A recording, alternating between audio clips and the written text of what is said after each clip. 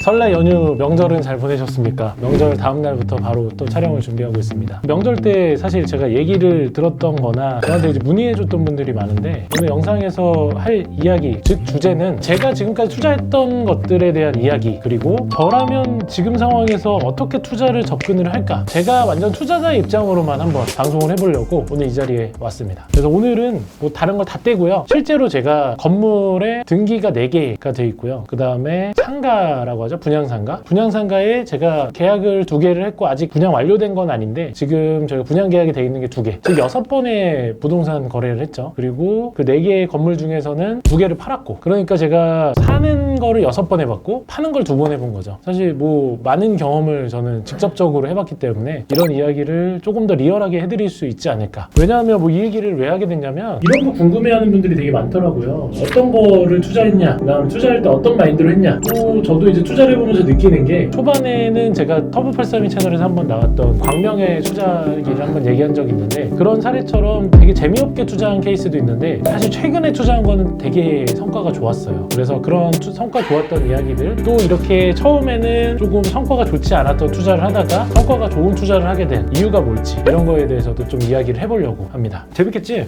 벌써 궁금해. 그렇지. 그래서 일단 제가 바야흐로 제 부동산 첫 투자에 대해서 시기를 보면 2016년도로 돌아갑니다. 그 당시에 제가 관련 업을 여러 가지를 하고 있다 보니까 투자에 대해서 관심이 되게 많았어요. 근데 제가 시드머니가 그렇게 많지는 않았죠. 그래서 그 당시에 투자를 할 때는 제 지인하고 공동 투자를 하고 같이 일하는 사람들하고 공동 투자를 하게 돼서 그 당시에 광명에 있는 건물을 매입을 하게 됐고요. 광명의 건물을 한 4년 정도 보유를 하면서 좀 여러 가지를 많이 느꼈죠. 그 당시에는 월 임대료도 상당히 잘 나왔고 현금 투자 대비 임대료가 거의 15% 정도 됐어요. 그 당시 현금 투자한 거에 대비 임대료가 워낙 잘 나와서 그런 점은 되게 장점이었는데, 제가 보통 사람들한테 얘기할 때 상업용 부동산을 투자하는 3가지 단계가 있다고 하는데, 첫 번째 단계가 그냥 원래 있던 건물을 사는 거예요. 그래서 그 건물을 사서 월세를 조금 올리든 아니면 간단한 수리 정도를 해가지고 하든 아니면 MD 구성이라고 하죠. 임차인을 바꾸든 이런 거를 해가지고 건물을 보유하다가 매각을 하는 방법. 이게 1단계라고 하고요. 2단계가 리모델링이에요. 건물을 한번 싹 밀고 리모델링을 해서 깔끔하게 만드는 게 2단계. 3단계 개발, 즉 신축이라고 하는데요. 일단 제가 첫 번째 매입했던 거는 1단계였죠. 1단계로 매입을 하다 보니까 1단계, 2단계, 3단계로 가면서 차이점이 뭐냐면 1단계 같은 경우는 굉장히 편하고 안정적이에요. 왜냐면 내가 건물을 매입한 다음에 추가로 투자할 게 없거든. 그냥 가만 놔뒀어. 나도 그냥 아무것도 안 하고 가만 놔두고 그냥 임차인들만 새로 맞추고 이런 구성만 했는데 한 3년 정도 보유하면서 그냥 안정적으로 임대 수익은 받았지만 전체적으로 제가 세금 다 떼고 보니까 일단 판 금액 마이너스 초기 투자 비용, 취득세, 양도세 다 빼고 수익이 한 150% 정도 됐더라고요. 50% 정도 수익은, 실수익은 50% 됐더라고요. 그래서 뭐 재미가 없는 투자는 아니었지만 그래도 조금 1번 투자다 보니까 저한테는 그렇게 썩 메리트가 있지는 않았어요. 차라리 다른 데 투자했으면 더 그렇죠. 그 당시에는 다른 데 투자했으면 훨씬 더 많은, 그때 아파트 샀으면 엄청난 부자가 될 수 있었는데 그래도 손해 안 보고 150% 수익을 봤으니까 그래도 괜찮은 투자였고요. 그 다음에 점점점 2단계, 3단계로 갈수록 리스크가 조금씩 생겨요. 왜냐면 공사비들이 비싸거든. 그 대신 그만큼 수익이 있죠. 결국 투자는 다 그런 것 같아요. 하이 리스크, 하이 리턴, 로우 리스크, 로우 리턴. 그래서 1, 2, 3단계를 단계에 대해서 밟아가면서 나중에는 신축하던 분들은 웬만하면 건물 있는 거 안 사요. 다 신축할 거, 리모델링 할 거, 공사할 것만 사지, 많이 해본 사람들은 대체적으로는 그런 건물들 안 사더라고요. 이런 거를 조금 감안해서 이제 투자를 보시면 되는데, 아무튼 저는 1단계를 2016년도에 해봤고요. 그리고 1단계를 하면서 2017년에 하나 산 게 있어요. 그게 뭐냐면 하남에 스타필드 가기 전에 미사 신도시에 상가를 하나 샀거든요. 그 당시에 제가 분양상가를 왜 샀냐면 그 1층에다가 뭔가 해보려고, 그것도 저 공동투자자가 있었는데 미사의 1층에 오픈을 하면 무언가를 해보려고 자영업 같은 것도 해보자라는 생각으로 그 상가를 매입해서 한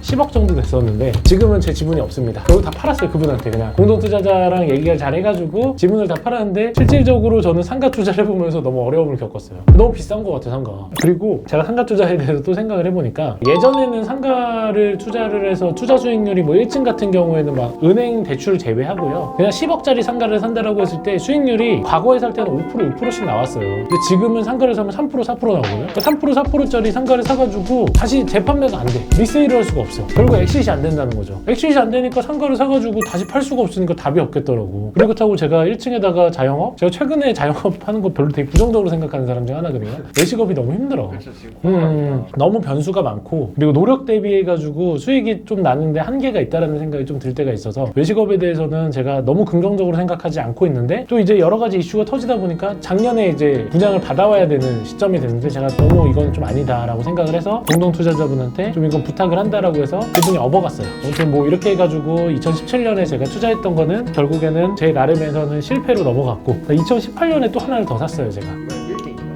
아닙니다. 이때도 상가를 샀습니다. 상가는 이것도 제가 공동투자자분하고 산 게 된 건데 이게 제가 하남 미사 신도시에 있는 상가인데 제가 올해 7월 달인가 이거를 업어와야 돼. 업으셔야 돼요 이제? 제 또 많은 현금을 주고 업어와야 되는데 지금 고민이에요. 어떻게 해야 될지 모르겠어. 왜 또 사신 거예요? 저도 모르겠어요. 홀렸어요.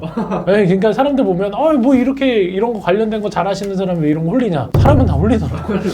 이게 현실적이야. 이거 굉장히 현실적인 게 제가 또 이것도 홀렸다라는 것도 일단 말하기가 애매한 게 또 공동 투자하는 분들이 이런 걸 좀 해보자 라는 생각으로 이제 투자를 해보자라고 했던 거죠. 근데 지금 마인드로는 제가 절대 안 했을 텐데 그 당시에는 이제 공동 투자하는 분들하고 좀 이렇게 제가 끌려다녔어요. 예전에는 이제 투자를 할 때 제 자본도 많지가 않았고 같이 투자하는데 의의를 두고 뭔가 이렇게 투자를 하면서 재미를 보자라는 생각으로 투자를 하다 보니까 다른 사람들이 투자하자는 거에 같이 투자하게 됐죠. 참 바보 같았죠. 그 당시에도 제가 상당히 많은 거를 알고 있었는데도 잘못 투자를 했던 케이스죠. 아무튼 제가 상가를 이제 2번은 사보니까 분양상가 물론 좋은 위치에 좋은 업종 들어가고 내가 뭐 거기서 장사를 하거나 운영하는 용도로 산다라고 하면 되게 괜찮은데 저는 확실히 시세 차익이라는 측면에서는 별로 좋지 않은 것 같아요. 그리고 팔기가 너무 어려워. 결국에 이게 사는 게 중요한 게 아니라 파는 게 진짜 중요하거든요. 요즘에 그냥 제가 농담삼아 주변 사람들한테 하는 얘기가 사는 거에 아무거나 사면 된다고. 근데 팔려야지. 저희 집에 있는 자전거가요. 제가 이거저거 합쳐서 1,500에 샀거든요. 안 팔려요 지금. 자전거 사실 분 있으면 연락 주시고. 이거 나중에 방송 한번 할까? 집에서 한번 촬영해가지고 유튜브 한번 올려야 되나 싶은데 만약 댓글에서 그런 거 궁금하다라고 하시면 제가 요거는 한번 올리는 걸로 한번 할게요. 자동차를 굉장히 좋아하는 유튜버 중 한 분도 이번에 벤츠가 S500이 나오고 S350이 나와요. 저는 500을 사고 싶은데 자꾸 350을 사라는 거야. 그래서 왜 350을 사야 되냐 하니까 감가가 적게 된다. S500이 2배 된대요 감가가. 결국에 이게 너무 감가만 보고 할 게인가라는 생각을 하는데 결국 즉 리세일하는데 내가 투자하는 것보다